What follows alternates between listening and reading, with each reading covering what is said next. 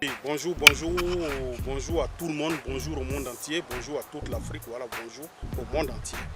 Oui, moi, c'est le médium Kone Nyenyeri, le féticheur, voilà, le marabout, voilà, comme vous le constatez, je suis le médium Kone Nyenyeri, voilà, je suis celui qui fait le bien, je suis le médium qui fait du bien. Moi, je ne fais jamais le mal, le médium comment on appelle ça, qui lit dans vos pensées, qui vous dit ce qui va se passer dans votre vie, voilà, qui interprète aussi, je suis interprète aussi des rêves. Voilà, je vous dis, quand vous allez faire un rêve, voilà, il y a plein de personnes qui m'appellent pour ça aussi. Je vous dis ce que ça signifie. Qu'est-ce que vous devez faire comme sacrifice, c'est-à-dire offrande. Voilà, si c'est un malheur qui doit vous arriver, qu'est-ce que vous devez faire comme offrande pour empêcher ce malheur-là. Vous savez, les sacrifices, les offrandes nous protègent du danger, nous éloignent du mal et attirent le bonheur. Voilà, les offrandes, c'est ce que ça fait. Ça nous protège de beaucoup de choses. Ça nous éloigne du malheur et ça attire. Et puis les offrandes nous fortifient, les offrandes nous purifient aussi. Vous comprenez? Voilà. Donc c'est pourquoi il est bien de faire du bien. Il est bien de faire du bien. Voilà. C'est pourquoi aujourd'hui, je vais m'adresser à nos autorités. Je ne me suis jamais adressé à vous. Hein. Voilà. Je ne me suis jamais adressé aux autorités. Surtout, je vais parler des autorités de la Côte d'Ivoire. Voilà, quand je vois quelque chose, je dois dire.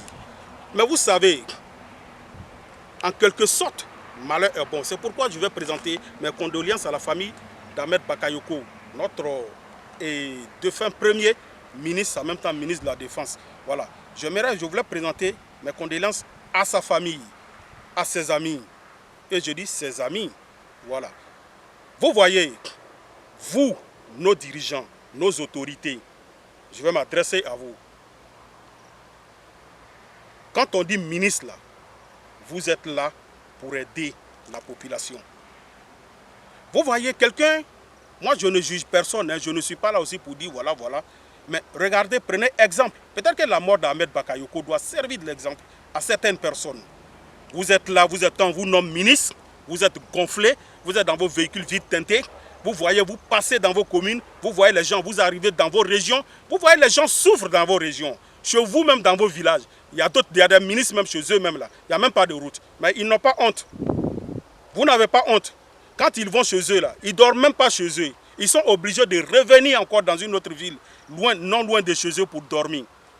Avec ça, vous dites que vous êtes ministre. Et quand vous allez trouver vos parents souffrent, ils sont dans la misère dans vos régions, ça ne vous fait pas honte. Ça ne vous fait pas honte. Dans vos quartiers, vous voyez des gens qui souffrent, des pauvres qui souffrent. Vous êtes incapable d'aider ces pauvres-là. Avec ça, vous dites que vous êtes ministre, vous êtes fier quand vous portez des vestes, vous êtes gonflé dans votre veste, vous êtes rempli, rassasié dans votre veste, pendant qu'autour de toi, il y a des gens qui souffrent, il y a des gens qui meurent de faim, ça ne vous dit rien. Et vous êtes là, vous dites que vous êtes ministre. Vous êtes ministre là, c'est pour aider les pauvres, c'est pour aider les gens. Vous êtes ministre, Dieu vous a donné, vous savez, Dieu là, il lui donne à quelqu'un pour aider d'autres personnes. Vous comprenez? C'est Dieu qui vous a mis là. Quand vous cherchez des postes, quand on vous nomme, aidez ceux qui sont autour de vous. Aidez ceux qui sont autour de vous. Mais vous êtes là, vous êtes gonflé, vous êtes rassasié, c'est fini. Vous oubliez qu'il y a des gens qui souffrent. Vous savez qu'il y a des gens qui ont faim autour de vous, mais ça ne vous dit rien.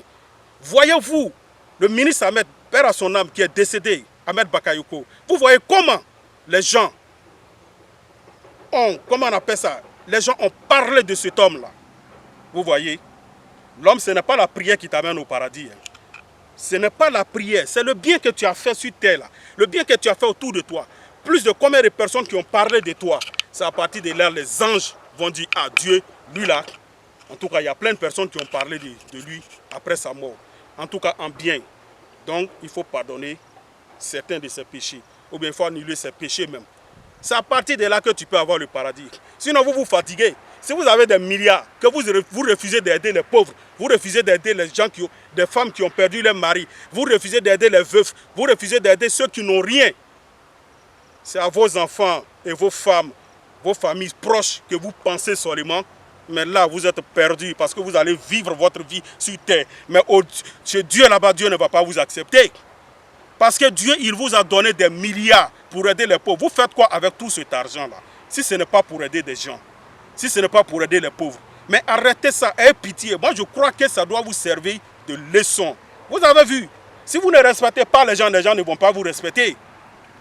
Les gens ont respecté Ahmed Bakayoko de son vivant jusqu'à dans sa tombe. Les gens l'ont respecté. Jusqu'à aujourd'hui, les gens continuent de le respecter. Sa mort a touché beaucoup de personnes, pas pour rien. C'est parce qu'il faisait bien, le bien autour de lui. Vous pensez que s'il se foutait des gens, comme de la main, vous vous foutez des gens, vous pensez qu'après sa mort, les gens allaient le considérer? Non, mais de son vivant, les gens l'ont considéré, les gens l'ont accepté. Regardez combien de pauvres, combien de familles, combien de personnes Ahmed Bakayoko a aidé. Je suis un témoin palpable. Combien de personnes il a aidé? C'est par rapport à tout ça. C'est par rapport à tout ça.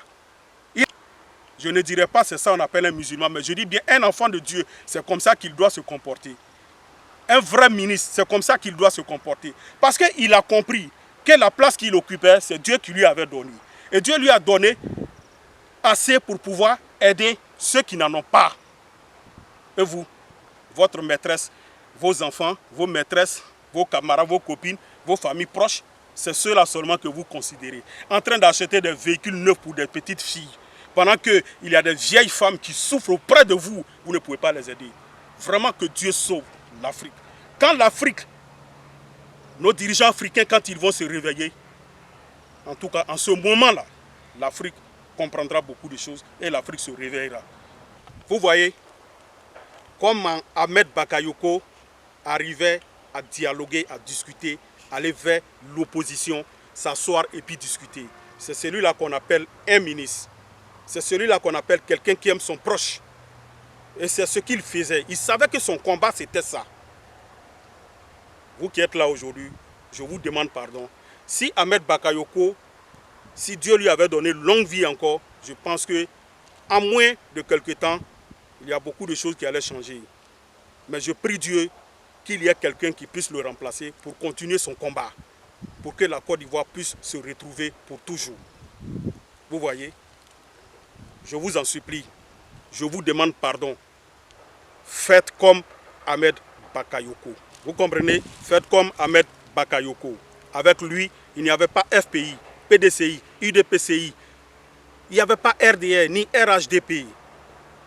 Tout le monde était comme, tout le monde était fils, fille, enfant de Côte d'Ivoire pour lui. Faites comme Ambak. Je vous en supplie. Pour sauver la Côte d'Ivoire, nos ministres là, restez comme ça. Et Dieu va vous faire comme ça.